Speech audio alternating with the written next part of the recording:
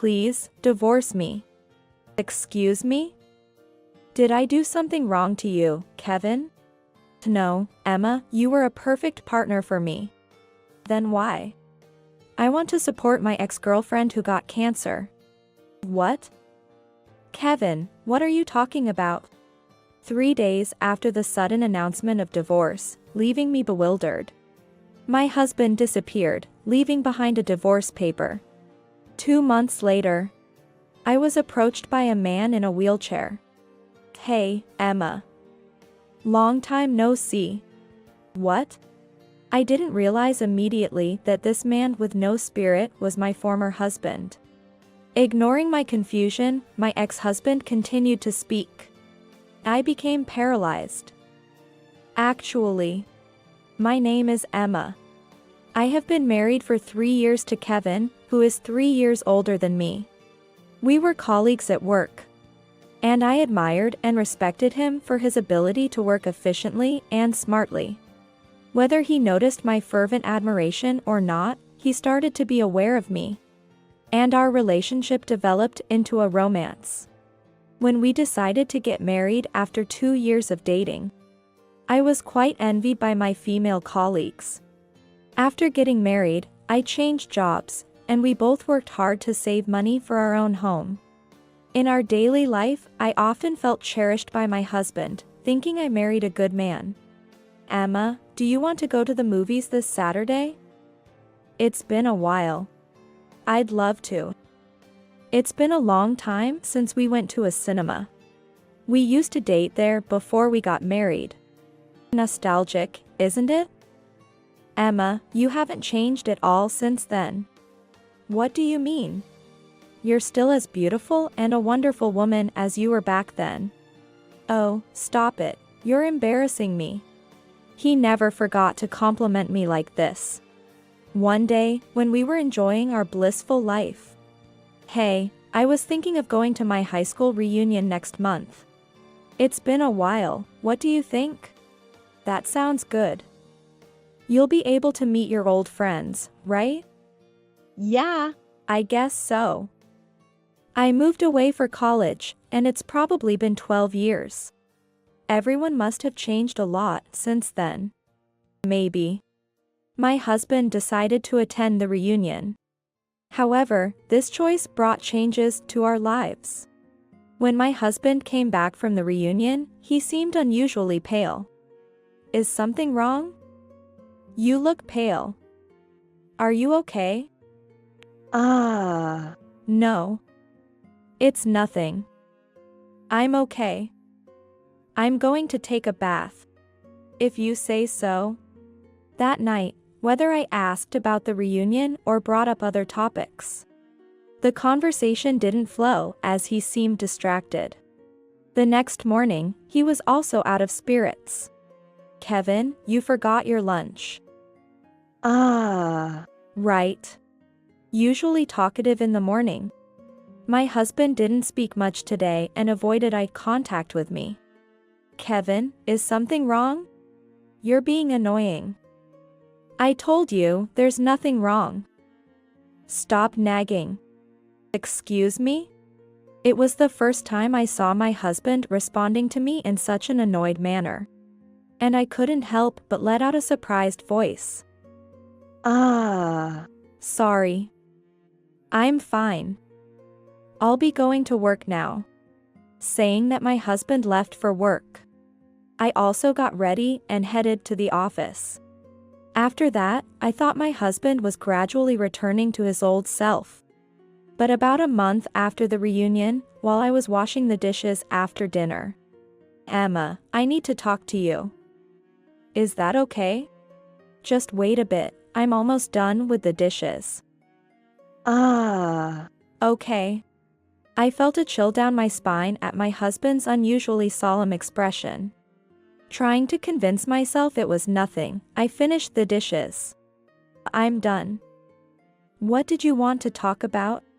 Could you sit down here for a moment? Is this going to be a long conversation? As I sat down, my husband started to speak. Suddenly, he got off the chair and kneeled on the floor. Please, divorce me. Excuse me. I was so surprised by the sudden mention of divorce that an odd voice came out of me. I'm sorry to spring this on you suddenly, Emma. But after a month of agonizing, this is the conclusion I've come to. Please, divorce me. Did I do something wrong to you, Kevin? No, Emma, you were the perfect partner for me. Then why? I want to support my ex-girlfriend who got cancer. What? Kevin, what are you talking about? So, my ex-girlfriend Sarah got cancer, and she doesn't have long to live. I'm the only one she has. I want to be there for her in the end. Wait, Kevin. Does that mean you were cheating? No, I swear I wasn't cheating.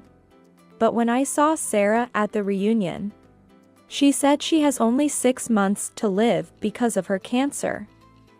She's still single. But why do you, a married man, have to support her? She has her parents, doesn't she? She's my first love.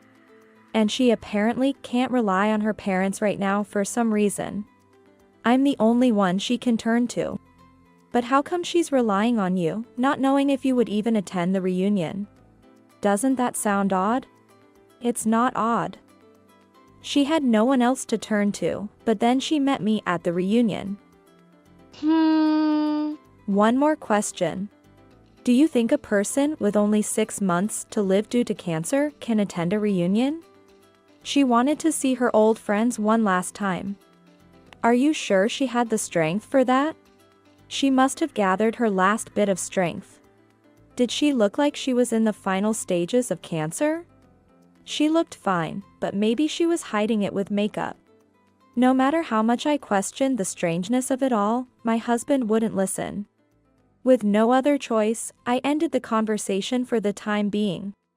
You might have agonized over this and concluded. But this is all too sudden for me. I need time to think. She doesn't have much time left. Hurry up. That day, to avoid being pressed about divorce any longer, I quickly went to bed and pretended to sleep. Of course, I couldn't fall asleep. How did things end up like this? If I knew it would come to this, I should have objected to him going to the reunion. I am haunted by a whirlwind of regret. Maybe when tomorrow comes, this will all have been a dream. With that thought, I spent a sleepless night. The next morning, as I was preparing breakfast, my husband who had just woken up spoke to me. Emma, have you made up your mind? It's like the nightmare is resuming. Kevin, are you serious? Are you still asking that? I'm serious. We're getting a divorce. How can you say divorce so easily? I told you, I want to be there for Sarah. So, you don't care about me? You are healthy and have your whole life ahead of you. Plus, you're capable, you can live without me. Unlike you, Sarah is someone I can't leave alone. What? Then why didn't you marry this Sarah person from the start? Of course, I wanted to marry her. But we lost contact. That's when I met you. So what, you married me because your first choice was out of touch? Honestly, maybe. That's awful. I'm going to work. I slammed the front door and headed to the office, filled with frustration and sadness about the last 3 years. I couldn't see through my tears as I walked to the station. After returning from work, I finished preparing dinner and waited for my husband. But he didn't come home. Alone, I finished dinner and aimlessly watched TV.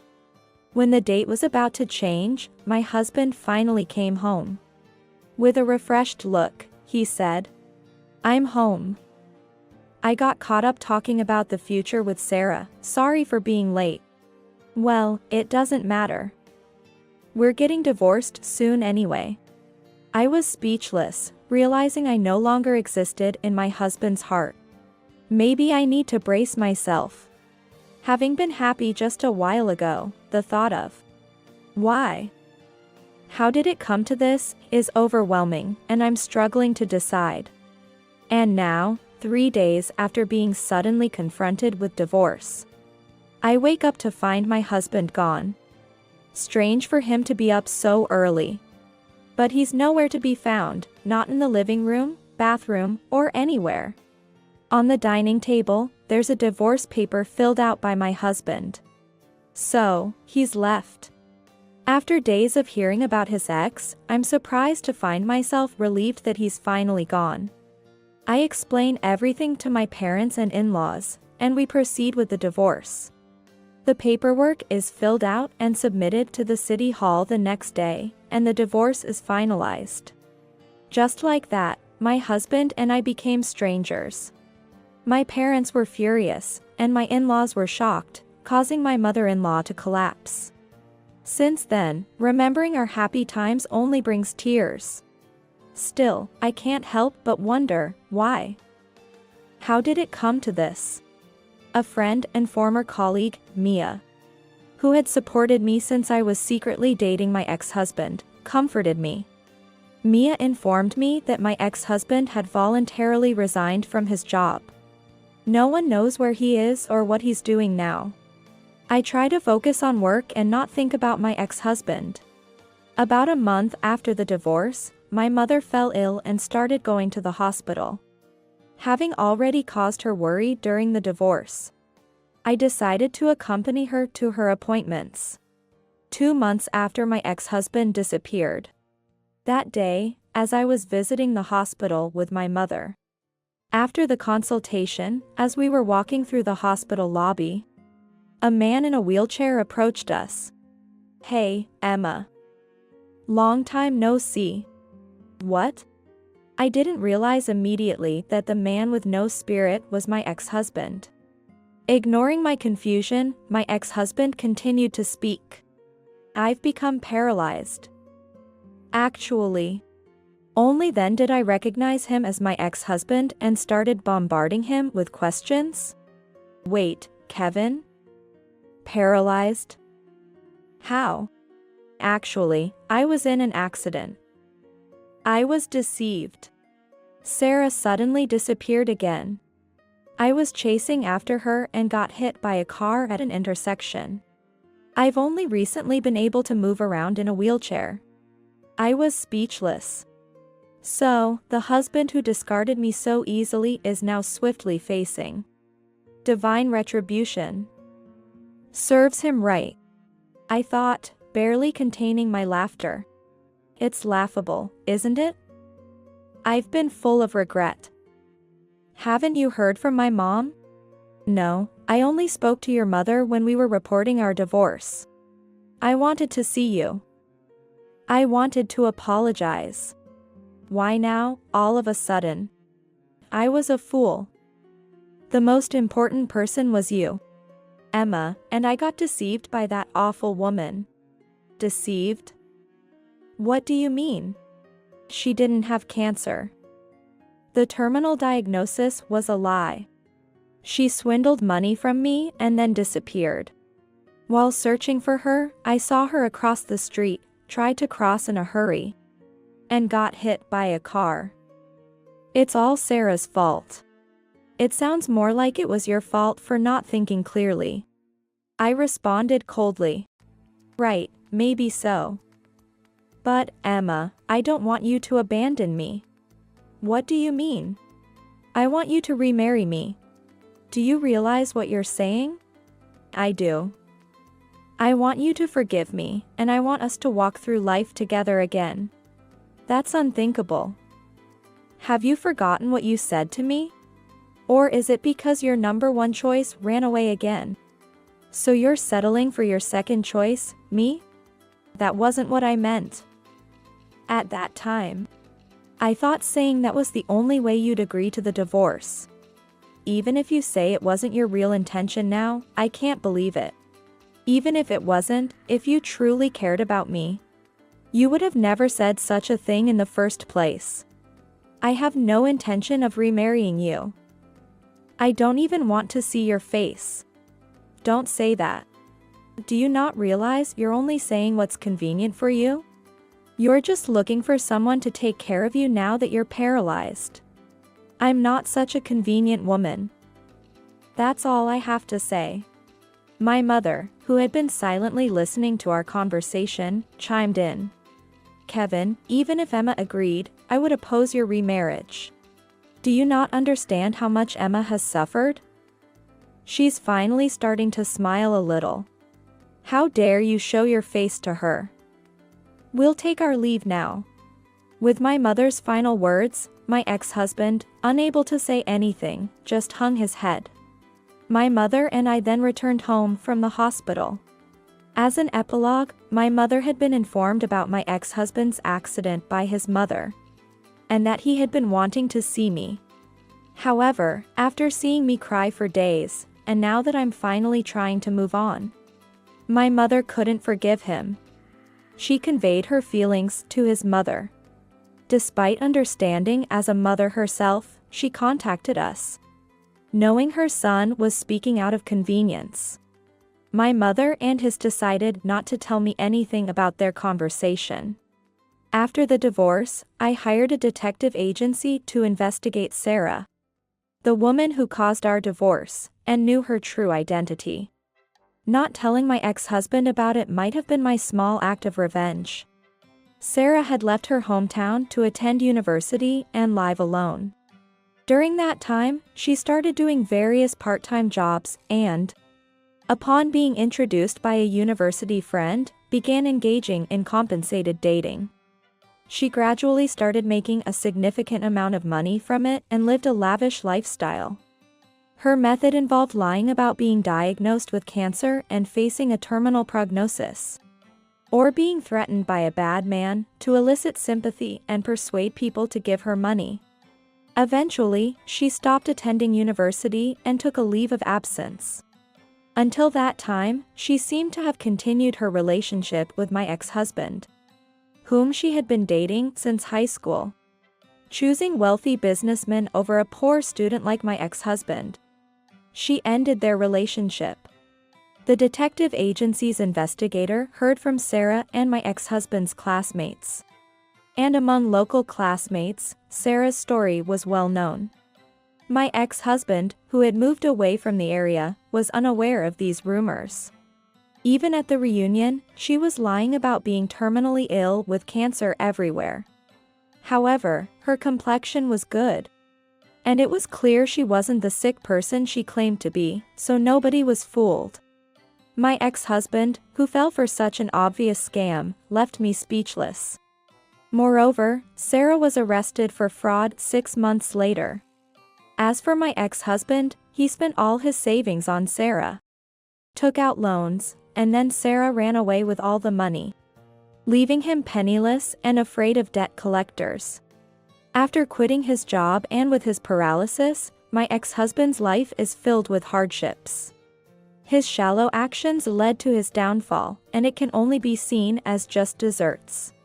On my part, though I spent days crying immediately after the divorce, I now live a fulfilling life with a clear mind.